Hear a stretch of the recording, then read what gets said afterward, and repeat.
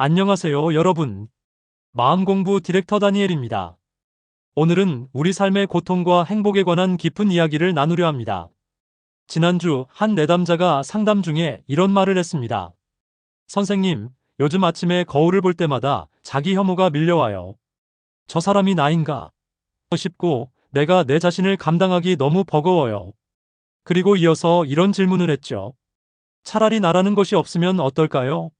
그러면 이 고통도 없을 것 같아요. 그 말을 듣는 순간 2500년 전 붓다의 가르침이 떠올랐습니다. 부처님은 무아를 깨달으면 괴로움에서 벗어날 수 있다고 하셨거든요. 현대를 사는 우리에게 이 가르침이 어떤 의미인지 오늘 함께 생각해 보면 좋겠습니다. 사실 저도 30대 초반 회사에서 승진을 앞두고 극심한 불안과 공황장애를 겪었습니다.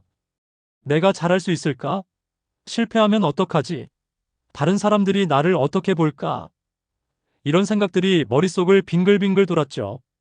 밤새 뒤척이다 새벽에 식은땀을 흘리며 깨는 날이 반복됐습니다. 그때 제가 붙잡은 것이 바로 무아의 가르침이었습니다. 많은 분들이 무아? 그게 뭐야? 나는 분명히 여기 있는데. 라고 생각하실 수 있습니다. 또 불교를 공부하신 분들 중에는 무아인데 왜 참나라는 말을 써? 그건 모순 아닌가? 라는 의문을 가진 분들도 계시죠. 오늘은 이런 혼란스러운 개념들이 실제로 우리 삶에서 어떤 의미를 가지는지, 그리고 일상의 고통을 줄이는데 어떻게 도움이 되는지 이야기해 보려 합니다. 지금부터 제가 나눌 이야기는 철학적인 논쟁이 아닌 실제 삶에서 적용할 수 있는 마음 공부 방법입니다. 여러분이 이 시간을 통해 나를 보는 새로운 관점을 발견하고 일상의 고통에서 조금이라도 자유로워지셨으면 좋겠습니다. 여러분은 나라는 것이 무엇이라고 생각하시나요? 저는 이 질문을 내담자들에게 자주 합니다. 대부분의 사람들은 자신의 몸과 생각, 감정, 기억을 나라고 대답합니다. 내 머리카락, 내 마음, 내 감정, 내 기억. 이 모든 것을 합쳐서 나라고 생각하죠. 그런데 여기서 살짝 다른 질문을 드리겠습니다. 그 나는 정말 실체가 있을까요? 평생 변하지 않는 고정된 나가 정말 존재할까요? 35살의 정민 씨는 회사에서 성과가 좋지 않아 심한 자기 비난에 빠져 있었습니다. 저는 원래 무능한 사람인가 봐요. 학창 시절부터 그랬어요. 상담 과정에서 그의 학창 시절 기록을 살펴보니 사실 그는 성적이 우수했고 리더십도 뛰어났습니다. 그에게 물었습니다. 정민 씨, 원래 무능한 사람이라고 하셨는데 과거의 성취를 보면 그렇지 않은 것 같은데요. 그는 잠시 생각하더니 이렇게 말했습니다. 그러게요. 제가 지금의 어려움을 과거로까지 확장해서 생각했네요. 이것이 바로 나에 대한 착각입니다. 우리는 현재의 상태를 과거와 미래로 확장하여 나는 항상 이런 사람이야 라는 고정된 자아상을 만듭니다. 하지만 실제로는 끊임없이 변화하고 있죠. 33세 유진 씨는 이혼 후 극심한 정체성 혼란을 겪고 있었습니다. 제가 누구인지 모르겠어요. 10년 동안 누구의 아내로 살았는데 이제는 제가 누구인지 모르겠어요. 유진 씨에게 제가 질문했습니다. 결혼 전에 유진 씨는 어떤 사람이었나요? 그리고 그때의 유진 씨와 지금의 유진 씨는 같은 사람인가요? 다른 사람인가요? 그녀는 깊은 생각에 잠긴 후 같기도 하고 다르기도 해요. 연속성은 있지만 완전히 같지는 않아요. 라고 답했습니다. 부처님은 바로 이 점을 꿰뚫어 보셨습니다. 우리가 나라고 믿는 것은 몸과 마음의 오감과 생각, 감정의 집합일 뿐이며 이는 항상 변화합니다. 변화하는 것에 고정된 나라는 라벨을 붙이는 순간 우리는 환상에 빠지게 됩니다. 사실 신경과학에서도 이런 통찰이 확인되고 있습니다. 뇌의 특정 부위가 손상되면 나라는 감각이 사라질 수 있다는 연구 결과가 있죠. 또한 많은 실험에서 우리가 나라고 생각하는 것이 실제로는 뇌가 만들어낸 이야기, 일종의 내러티브에 불과하다는 것을 보여주고 있습니다. 이렇게 나가 실체가 없다는 것을 이해하는 것이 왜 중요할까요? 이것이 바로 우리 고통의 대부분이 시작되는 지점이기 때문입니다. 나라는 것에 집착할 때 우리는 나 대 세상, 나 대 타인이라는 이원적 구도를 만들어내고 이것이 갈등과 고통의 씨앗이 됩니다.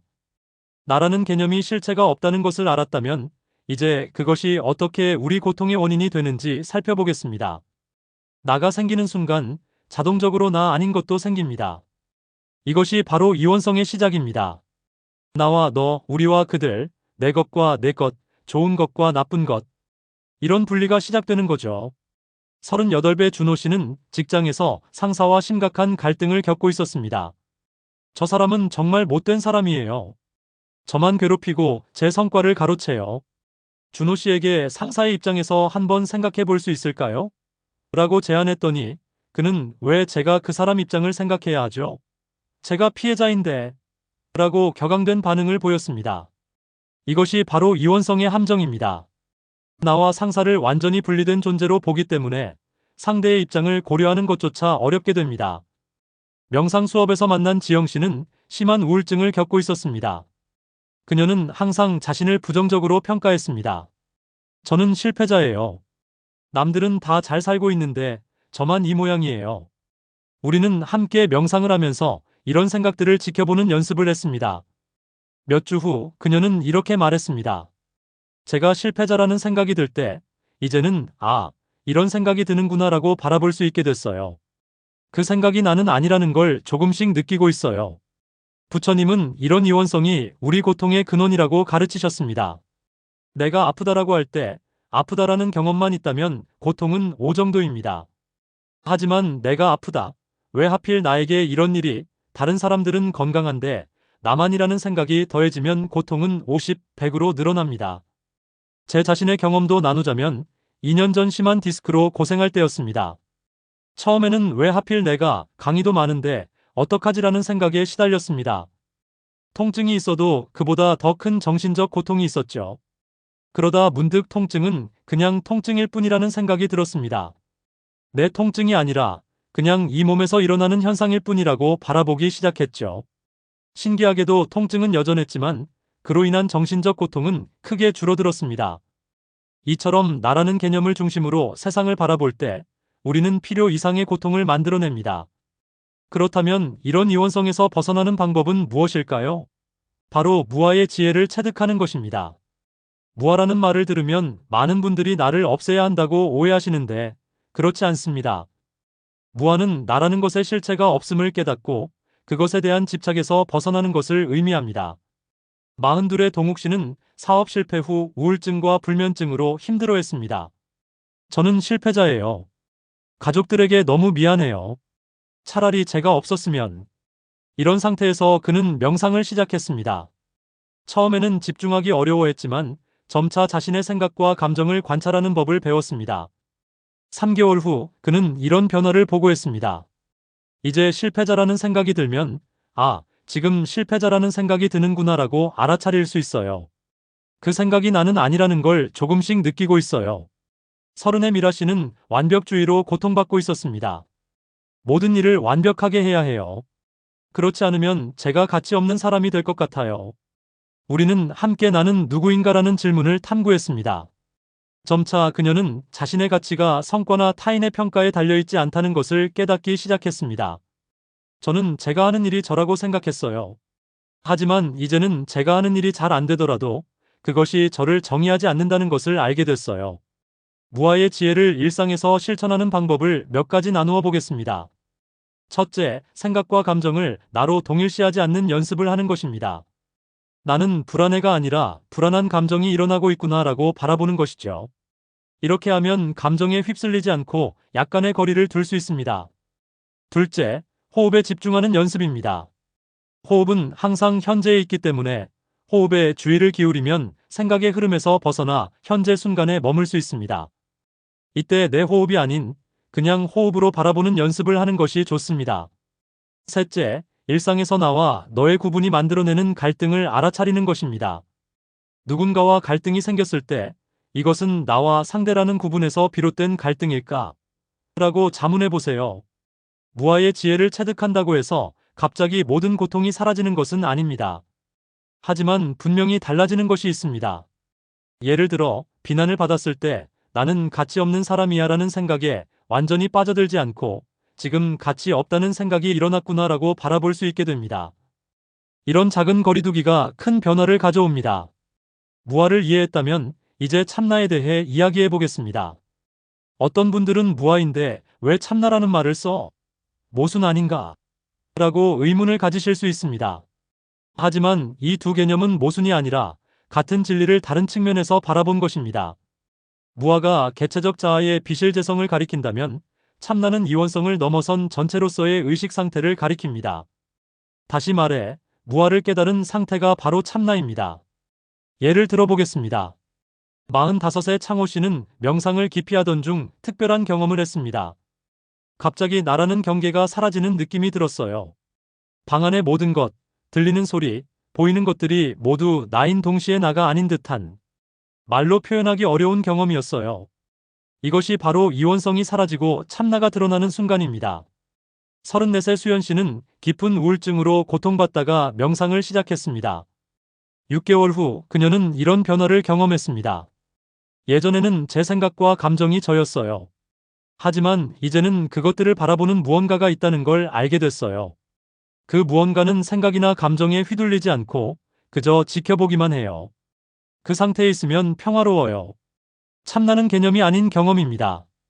그것은 이원성이 사라진 상태, 즉 나와 세상의 구분이 없어진 상태입니다. 이 상태에서는 모든 것이 하나로 경험됩니다. 그래서 참나라는 표현을 쓰는 것입니다. 그것은 작은 나가 아니라 모든 것을 포함하는 의식 자체입니다. 참나의 경험은 다양한 방식으로 나타날 수 있습니다. 자연 속에서 갑자기 경계가 사라지는 느낌, 깊은 명상 중에 나라는 감각이 확장되는 경험, 또는 일상의 순간에 갑자기 찾아오는 깊은 평화의 순간 등이 있습니다. 이런 경험은 우리의 삶을 근본적으로 변화시킵니다. 왜냐하면 더 이상 분리된 나로서 세상과 싸우지 않게 되기 때문입니다. 이원성이 사라지면 탐욕, 분노, 두려움의 강도가 크게 줄어듭니다. 물론 이런 깊은 경험을 하지 않더라도 우리는 일상에서 참나의 특성을 맛볼 수 있습니다. 예를 들어 깊은 몰입 상태에 있을 때 우리는 잠시 나를 잊고 활동 자체와 하나가 됩니다. 이런 순간들이 바로 이원성이 약화되고 참나의 특성이 드러나는 순간들입니다. 이제 무아와 참나의 지혜를 일상에서 어떻게 체험하고 실천할 수 있는지 구체적인 방법을 살펴보겠습니다. 첫째, 나라는 생각이 일어날 때마다 알아차리는 연습입니다. 나는 똑똑해, 나는 바보야, 나는 성공해야 해 등의 생각이 떠오를 때마다 지금 뭐라는 생각이 일어났구나 라고 알아차리세요. 이렇게 하면 생각과 나를 동일시하는 습관에서 벗어날 수 있습니다. 마흔의 재훈 씨는 이 연습을 3주간 해보기로 했습니다. 처음에는 하루에 한두 번 알아차리는 정도였지만 점차 빈도가 늘어났습니다. 그는 이런 변화를 보고했습니다. 이제 실패할까봐 두려워라는 생각이 들면 그것이 나가 아니라 그냥 떠오른 생각임을 알 수 있어요. 이 작은 차이가 불안감을 크게 줄여주더라고요. 둘째, 감각에 집중하는 연습입니다. 우리의 오감은 항상 현재에 있습니다. 그래서 감각에 주의를 기울이면 생각의 세계에서 벗어나 현재 순간에 머물 수 있습니다. 36의 소영 씨는 심한 불안장애를 겪고 있었습니다. 우리는 5-4-3-2-1 기법을 연습했습니다. 불안이 찾아올 때마다 주변에서 볼 수 있는 5가지, 들을 수 있는 4가지, 만질 수 있는 3가지, 맡을 수 있는 2가지, 맛볼 수 있는 1가지를 찾는 것입니다. 이 단순한 연습이 그녀에게 큰 변화를 가져왔습니다. 이 방법을 통해 제 머릿속 생각에서 빠져나와 지금 이 순간으로 돌아올 수 있게 됐어요. 그러면 불안이 절반으로 줄어들어요. 셋째, 명상 중에 나는 누구인가? 라는 질문을 탐구하는 것입니다. 이때 지적인 답을 찾으려 하지 말고 질문 자체를 깊이 들여다보세요. 나의 본질, 즉 참나를 직접 경험하는 방법입니다. 42의 민수 씨는 6개월간 이 질문을 탐구했습니다. 처음에는 답을 찾으려고 애썼지만 점차 질문 자체에 머무는 법을 배웠습니다. 그는 이런 경험을 했습니다. 어느 날 명상 중에 나는 누구인가? 라는 질문을 깊이 들여다보고 있었어요. 갑자기 질문도 질문하는 나도 사라지는 경험을 했어요. 남은 것은 그저 맑은 알아차림뿐이었죠. 그 상태는 놀라울 정도로 평화로웠어요. 넷째, 일상의 관계에서 나 대 너의 구도를 알아차리고 넘어서는 연습입니다. 갈등이 생겼을 때 우리는 정말 분리된 존재일까? 라고 자문해 보세요. 상대의 입장에서 생각해 보는 것도 좋은 연습입니다. 38배 지훈 씨는 직장에서 동료와 심한 갈등을 겪고 있었습니다. 우리는 역할 바꾸기 연습을 해보기로 했습니다. 지훈 씨가 동료의 입장이 되어 생각하고 말하는 것이죠. 처음에는 어색해했지만 점차 동료의 관점을 이해하기 시작했습니다. 상대방 입장에서 생각해보니 제가 얼마나 자기중심적이었는지 깨달았어요. 이제는 내 관점 대 그의 관점이 아니라 문제 자체를 함께 바라볼 수 있게 됐어요. 이러한 연습들은 단번에 완전한 깨달음을 가져다 주지는 않습니다. 하지만 꾸준히 실천하면 점차 무아와 참나의 지혜가 우리 삶에 스며들게 됩니다. 그 결과 불필요한 고통은 줄어들고 깊은 평화와 기쁨을 경험하게 될 것입니다.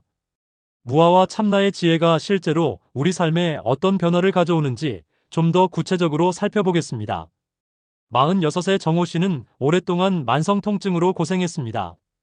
처음에는 왜 하필 나에게 이런 고통이 와야 하는가? 라는 분노와 원망으로 더 괴로워했습니다. 무아의 지혜를 배운 후 그는 통증을 다르게 바라보기 시작했습니다. 이제는 통증을 내 것이라고 생각하지 않아요. 그냥 이 몸에서 일어나는 현상으로 바라봅니다. 통증 자체는 여전하지만 그로 인한 정신적 고통은 훨씬 줄어들었어요. 32의 미나 씨는 사회 불안장애로 인해 사람들 앞에서 말하는 것을 극도로 두려워했습니다. 모든 사람이 나를 판단하고 있어. 나는 바보 같아 보일 거야 라는 생각에 시달렸죠. 무아에 대한 이해와 함께 그녀는 이런 생각들을 다르게 바라보기 시작했습니다. 이제는 모든 사람이 나를 판단하고 있어라는 생각이 들면 이런 생각이 일어났구나라고 알아차려요. 그 생각이 나가 아니라는 걸 알게 되니 불안이 훨씬 줄어들었어요. 물론 아직 완전히 편안하지는 않지만 예전처럼 압도당하지는 않아요. 이러한 변화는 마음의 작동 방식이 바뀌는 것에서 비롯됩니다. 무아와 참나의 지혜가 우리 마음에 어떤 변화를 가져오는지 좀 더 자세히 살펴보겠습니다. 첫째, 나에 대한 집착이 줄어들면 자아방어가 약해집니다. 누군가 비판하거나 거절해도 내가 공격받았다는 느낌이 약해지죠. 이는 인간관계에서 큰 변화를 가져옵니다. 43세 준영 씨는 비판에 매우 민감한 성격이었습니다. 직장에서 동료나 상사가 그의 아이디어에 의견을 내면 즉시 방어적이 되거나 화를 냈죠. 무아의 지혜를 배운 후 그는 이런 변화를 경험했습니다. 이제는 비판을 들을 때 그것이 나를 향한 공격이 아니라 그저 의견일 뿐이라고 받아들일 수 있어요. 물론 아직 완벽하지는 않지만 예전처럼 감정적으로 반응하지는 않게 됐어요. 둘째, 이원성이 약해지면 비교와 경쟁의 압박이 줄어듭니다. 나와 남을 계속 비교하면 불행해질 수밖에 없죠. 하지만 이원성을 넘어서면 모두가 같은 커다란 존재의 표현임을 느끼게 됩니다. 39의 유진 씨는 항상 자신을 다른 사람과 비교하는 습관이 있었습니다. SNS를 볼 때마다 우울해졌고 동료가 승진하면 자신의 가치가 떨어진다고 느꼈죠. 무아의 지혜를 접한 후 그녀는 이렇게 변화했습니다. 이제는 다른 사람의 성공이 꼭 나의 실패를 의미하지 않는다는 것을 알아요. 우리 모두 각자의 길을 가고 있을 뿐이죠. 이런 시각이 생기니 마음이 훨씬 가벼워졌어요. 셋째, 참나를 경험하게 되면 삶에 대한 깊은 신뢰가 생깁니다. 모든 것이 하나로 연결되어 있음을 느끼게 되면 삶이 나를 대적하는 것이 아니라 나를 지지한다는 느낌이 생깁니다. 48배 현우 씨는 사업 실패 후 심한 불안과 두려움에 시달렸습니다. 미래에 대한 걱정으로 밤잠을 이루지 못했죠. 참나의 경험을 한 후 그는 이런 변화를 보고했습니다. 이제는 무슨 일이 일어나도 제가 그것을 감당할 수 있을 거라는 깊은 신뢰가 생겼어요. 이건 막연한 낙관주의가 아니라 제 자신이 그 모든 상황보다 크다는 느낌이에요. 그래서 불안이 크게 줄어들었습니다. 넷째, 이원성을 넘어서면 지금 여기를 온전히 경험하게 됩니다. 과거와 미래에 대한 걱정이 줄어들고 현재 순간에 더 충만하게 존재하게 되죠. 42의 혜진 씨는 항상 과거의 후회와 미래의 불안 사이에서 살았습니다. 현재 순간을 즐기지 못했죠. 참나를 경험한 후 그녀는 이런 변화를 느꼈습니다. 이제는 아침에 차 한 잔 마시는 그 순간을 온전히 경험해요. 차의 향기, 따뜻함, 맛. 이런 작은 순간들이 놀라울 정도로 충만하게 느껴져요. 이전에는 늘 어딘가로 달려가느라 이런 순간들을 놓쳤던 것 같아요. 물론 이러한 변화가 하루아침에 완전히 이루어지는 것은 아닙니다. 오랜 습관은 쉽게 바뀌지 않기 때문이죠. 하지만 작은 변화들이 모여 시간이 지나면서 큰 변화를 만들어냅니다. 그리고 이런 변화는 단순히 고통의 감소를 넘어 삶을 바라보는 근본적인 관점의 전환을 가져옵니다. 무아와 참나의 개념은 2500년 전 불교에서 시작되었지만 현대 과학과 심리학에서도 이와 유사한 통찰을 발견할 수 있습니다. 이러한 현대적 관점은 고대의 지혜를 새롭게 이해하는 데 도움을 줍니다. 신경과학자들은 자아가 뇌의 여러 영역이 만들어내는 일종의 구성물이라는 것을 발견했습니다. 특히 내측 전전두엽과 후측 대상피질이 자아 관련 정보를 처리하는 데 중요한 역할을 합니다. 흥미롭게도 깊은 명상 상태에서는 이 영역들의 활성화가 줄어든다는 연구 결과가 있습니다. 35세의 의대 교수인 민석 씨는 명상과 마음 공부에 관심이 많았습니다. 그는 fMRI 스캔으로 자신의 뇌를 연구해 보기로 했습니다. 일상 상태와 깊은 명상 상태의 뇌를 비교했더니 명상 중에는 자아와 관련된 뇌 영역의 활성화가 현저히 줄어든 것을 발견했습니다. 그는 이런 소감을 말했습니다. 과학적으로 볼 때도 명상 중에는 나라는 경험이 약해지는 것이 확인됩니다. 이것은 무아의 경험이 주관적인 착각이 아니라 실제 뇌의 상태 변화와 관련이 있다는 것을 보여줍니다. 현대 심리학, 특히 마음챙김 기반 인지치료와 수용 전념 치료에서는 자아와 생각을 분리하는 탈중심화 기법을 활용합니다. 이는 불교의 무아 관점과 매우 유사합니다. 44세 심리학자인 지현 씨는 이러한 접근법을 자신의 환자들에게 적용해왔습니다. 제가 환자들에게 가르치는 핵심은 당신은 당신의 생각이 아니다라는 것입니다. 이것은 불교의 무아 개념과 놀라울 정도로 일치합니다. 우울증이나 불안장애 환자들은 자신의 부정적 생각과 자신을 동일시하는 경향이 있는데 이 탈중심화 기법이 매우 효과적입니다. 양자물리학과 같은 현대 물리학에서도 우주의 근본적인 상호 연결성을 발견했습니다. 양자얽힘과 같은 현상은 분리된 개체들이 사실은 깊게 연결되어 있다는 것을 보여줍니다. 이는 참나의 모든 것이 하나라는 통찰과 맞닿아 있습니다. 36의 물리학자인 규원 씨는 양자물리학을 공부하면서 동양 철학에 관심을 갖게 되었습니다. 양자물리학을 깊이 공부할수록 우주가 분리된 입자들의 집합이 아니라 하나의 거대한 장이라는 것을 이해하게 됩니다. 이는 불교의 참나 개념과 놀라울 정도로 비슷합니다. 과학적으로도 나와 세계의 절대적 분리는 환상의 가능성이 높습니다. 이처럼 현대 과학과 심리학의 발견들은 고대 불교의 무아와 참나 개념에 새로운 빛을 비추고 있습니다. 이는 이러한 지혜가 단순한 종교적 믿음이 아니라 인간의 마음과 우주의 본질에 대한 깊은 통찰임을 보여줍니다. 이제 무아와 참나의 지혜를 일상에서 어떻게 적용할 수 있는지 더 구체적인 연습법을 살펴보겠습니다. 아침에 10에서 20분 동안 정좌하여 다음과 같은 명상을 해보세요. 1. 먼저 호흡에 집중하며 마음을 안정시킵니다. 2. 자신에게 나는 누구인가? 라고 질문합니다. 3. 떠오르는 답변들 내 이름, 직업, 역할 등을 그저 관찰합니다. 4. 각 답변에 이것이 진짜 나인가? 라고 질문합니다. 5. 모든 답변을 넘어 그저 알아차림 자체에 머뭅니다. 마흔의 은주 씨는 6개월간 이 명상을 실천했습니다. 처음에는 나는 엄마야, 나는 회사원이야 같은 답변들이 계속 떠올랐어요. 하지만 시간이 지나면서 이런 정의들이 그저 개념에 불과하다는 것을 깨달았습니다. 어느 날 명상 중에 모든 정의를 넘어선 순수한 알아차림만 남는 경험을 했어요. 그 상태는 놀라울 정도로 평화롭고 자유로웠습니다. 하루 중 일상 활동을 하면서 나에 관한 생각들을 알아차리는 연습을 해보세요. 1. 핸드폰에 알람을 설정하여 1시간마다 울리게 합니다. 2. 알람이 울릴 때마다 지금 나에 대해 어떤 생각을 하고 있지? 라고 자문합니다. 3. 떠오르는 생각들 나는 실패할 거야. 나는 잘하고 있어 등을 알아차립니다. 4. 이러한 생각들이 단지 생각일 뿐, 나 자체가 아님을 인식합니다. 33세 현우 씨는 이 연습을 1개월간 실천했습니다. 처음에는 하루에 한두 번 기억나면 했는데 점차 습관이 되었어요. 가장 큰 발견은 제가 얼마나 자주 나에 대한 평가를 하고 있었는지 알게 된 거예요. 내가 잘했어, 내가 망쳤어 같은 생각들이 끊임없이 흘러가고 있었죠.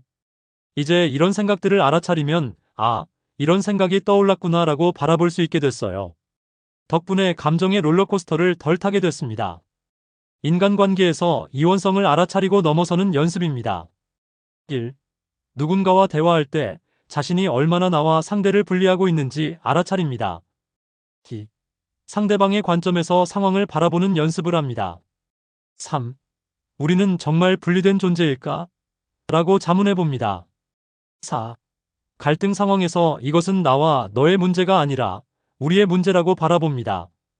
42의 태호 씨는 아내와의 관계에서 이 연습을 적용했습니다. 예전에는 항상 내 방식과 아내의 방식이 충돌한다고 생각했어요. 하지만 이 연습을 통해 우리가 따로 분리된 존재가 아니라 하나의 관계로 연결되어 있다는 것을 느끼게 됐어요. 이제는 갈등이 생겨도 누가 옳은가를 따지기보다는 우리가 함께 어떻게 이 문제를 해결할 수 있을까를 생각하게 됐습니다. 놀랍게도 이런 관점의 변화만으로도 갈등의 강도가 훨씬 줄어들었어요. 신체 감각에 집중하면 생각의 세계에서 벗어나 현재 순간에 머물 수 있습니다. 이는 이원성을 약화시키는 효과적인 방법입니다. 1. 하루에 여러 번 일상 활동을 하면서 신체 감각에 주의를 기울입니다. 2. 걸을 때는 발바닥의 감각, 음식을 먹을 때는 맛과 질감, 샤워할 때는 물의 느낌 등을 온전히 경험합니다. 3. 감각을 경험할 때 내 감각이 아닌 그저 감각 자체로 바라봅니다. 4. 이 감각들을 경험하는 알아차림 자체에 주의를 기울입니다. 39의 지연 씨는 이 연습을 통해 만성 불안에서 벗어나는 데 도움을 받았습니다. 걷기, 먹기, 샤워하기와 같은 일상 활동 중에 감각에 집중하는 연습을 했어요. 특히 걸을 때 발바닥 감각에 집중하면 머릿속 걱정에서 현재 순간으로 돌아올 수 있었습니다. 놀라운 것은 이렇게 현재 순간에 머물 때 나라는 감각이 희미해진다는 거예요. 그 순간에는 걷는 행위, 먹는 행위만 있을 뿐 걷는 나, 먹는 나라는 구분이 사라집니다. 이런 순간들이 모여서 불안이 크게 줄어들었어요. 이러한 연습들은 단기간에 극적인 변화를 가져오지는 않습니다. 하지만 꾸준히 실천하면 서서히 무아와 참나의 지혜가 우리 삶에 스며들게 됩니다. 그 결과 불필요한 고통은 줄어들고 보다 자유롭고 평화로운 삶을 경험하게 될 것입니다. 무아와 참나의 개념은 종종 오해되거나 잘못 적용되기도 합니다. 이러한 함정을 알아두면 더 건강한 방식으로 이 지혜를 적용할 수 있습니다. 첫째, 무아를 자아부정으로 오해하는 경우입니다. 무아는 자신을 부정하거나 자기 가치를 낮추는 것이 아닙니다. 오히려 나라는 제한된 개념에서 벗어나 더 넓고 자유로운 존재로 확장되는 것입니다. 43세 승민 씨는 무아에 대한 오해로 문제를 겪었습니다. 처음에는 무아를 내가 중요하지 않다는 의미로 받아들였어요. 그래서 자신의 필요와 감정을 무시하고 살았죠. 하지만 이것은 무아의 진정한 의미가 아니었습니다. 무아는 나라는 개념에 집착하지 않는 것이지 자신을 학대하라는 뜻이 아니었어요. 이것을 바르게 이해하게 되면서 비로소 진정한 자유를 경험하기 시작했습니다. 둘째, 참나를 또 다른 자아 개념으로 착각하는 경우입니다. 참나는 개념이 아니라 경험입니다. 그것을 또 하나의 정체성으로 만들면 오히려 새로운 집착이 생깁니다.